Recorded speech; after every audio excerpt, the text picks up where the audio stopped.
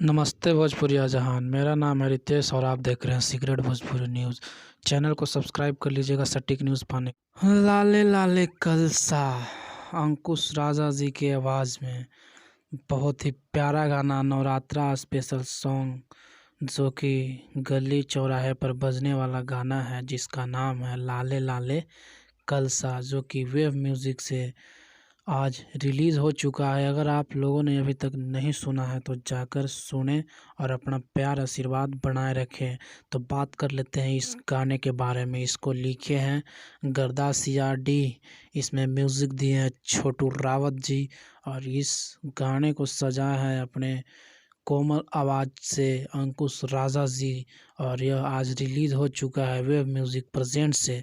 अगर आप लोगों ने अभी तक नहीं सुना है तो जाकर इस गाने को सुनें और अपना प्यार आशीर्वाद बनाए रखें।